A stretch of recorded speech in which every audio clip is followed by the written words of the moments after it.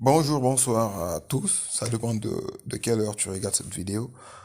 Je vous souhaite la bienvenue dans le débrief du match Zimbabwe-Guinée. Avant de commencer cette vidéo, je vous prie de lâcher un petit pouce bleu et de mettre un commentaire sur ce que vous pensez du match du Sili à la fin. Bon, par où commencer? Euh, Commençons par l'entame de match. On a vu en première mi-temps une équipe totalement.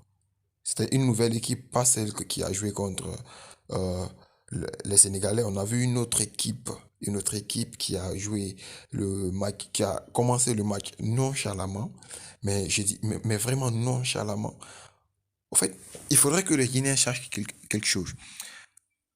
Vous commencez un match nonchalamment, à un moment, vous allez mettre l'adversaire en confiance. Et si vous mettez l'adversaire en confiance, il y a de fortes raisons que vous ne gagnez pas le match et que l'adversaire vous fasse douter. C'est ce qui s'est passé dans le match. Première mi-temps, la balle ne circule pas vite. Les Zimbabwéens qui ont commencé à reprendre confiance, prendre confiance, jusqu'au moment où, eh bien, Souri Kaba rate l'immanquable. Il manque l'immanquable. Sur une page de je ne sais qui, Souri Kaba, face au goal, bah, il se marche dessus. Il tire sur le pied du défenseur. Et on a vu l'action qui a suivi. Les Zimbabwe ont marqué. Et puis on est resté dans ça. On veut marquer coûte que marquer. On veut coûte que marquer. Et puis voilà. Sur un contre, on se fait manger le deuxième but. Euh, je reste quand même optimiste parce que la réaction de l'équipe après avoir encaissé le deuxième but, je veux dire à la deuxième mi-temps, ça a été quelque chose. Ça a été quelque chose. Parce que à la deuxième mi-temps, on a vu une équipe plus impliquée. Mais ce que j'aimerais dire à Kaba, c'est que en faisant des changements, ne fait pas des changements, je sais pas, poste pour poste ou quoi. Non, on fait des changements en fonction des besoins de l'équipe. La Marana qui est rentrée à la place de José Kanté, la Marana n'a rien fait. La Marana n'a rien fait. J'ai à peine vu la Marana dans le jeu.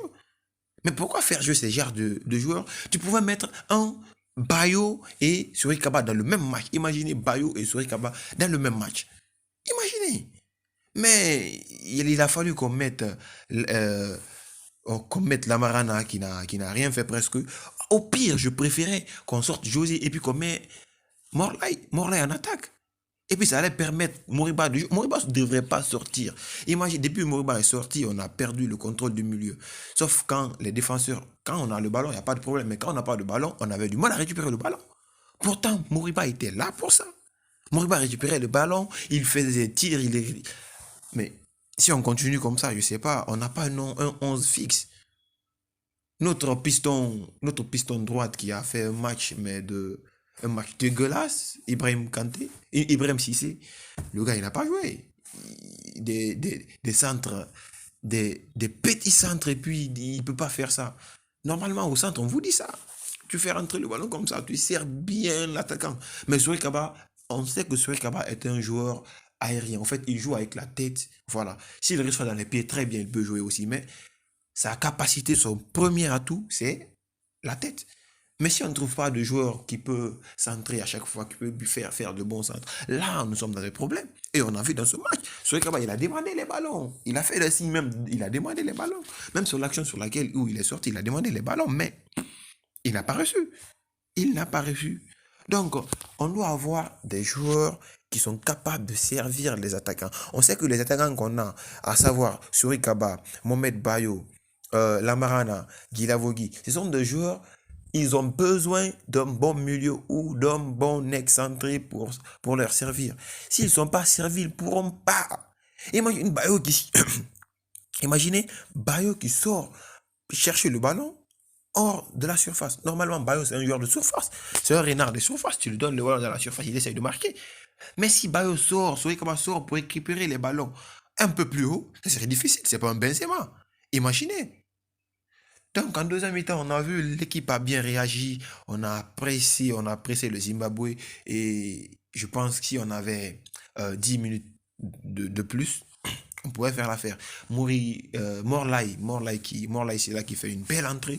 Vraiment, j'ai aimé l'entrée de Morlaï. Et puis, ça nous permet d'être optimistes quant à l'absence de Nabi pour le prochain match. Parce que nous sommes certes qualifiés, mais Nabi ne jouera pas le prochain match. Mais je me dis, quand tu vois l'entrée que Morlaï a faite, c'est un peu genre comme, il joue comme Gavi, quoi.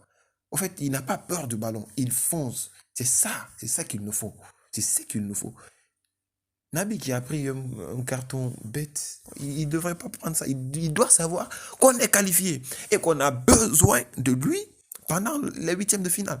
Mais il prend un carton bête. Peut-être on va faire appel. Peut-être il peut annuler le carton, mais si il n'annule pas le carton, c'est tant mieux pour nous. On doit faire avec Morlaï. Imaginez, bon, c'est pas quand même une grosse perte parce que imaginez quelque chose, Moriba, Morlaï et qui d'autre là-bas?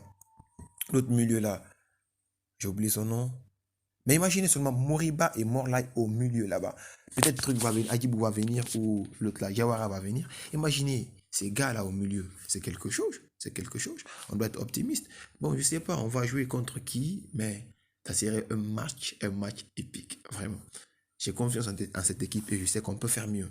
Mention spéciale à qui encore Moriba Kourma qui a fait vraiment un bon match et Anabi aussi qui a su montrer qu'il est le capitaine. Le but qu'il a marqué, c'est un but autoritaire. Tu sens qu'il est touché dans son ego quand il a marqué ce but. Au fait, avant de marquer ce but, il se disait, oui, cette équipe-là ne devrait pas nous battre. Et c'est le mental-là que le Guinéen doit avoir. On doit entrer dans le match avec ce mental. Maintenant, on est dans une phase à élimination directe. Il faudrait voir la concentration des joueurs et puis tout. Mais je reste optimiste, je reste optimiste. On a une bonne équipe, on a une belle équipe et je pense si on dépasse ces huitièmes de finale, on peut faire quelque chose de high. On peut faire quelque chose de dingue. Bravo à l'équipe et vraiment désolé pour cette défaite, mais qu'à cela ne tienne, nous sommes qualifiés en tant que deuxième et voyons avec qui on va jouer.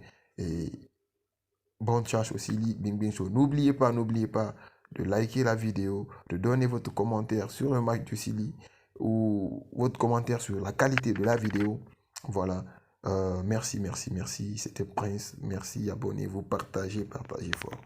Peace. Ontana.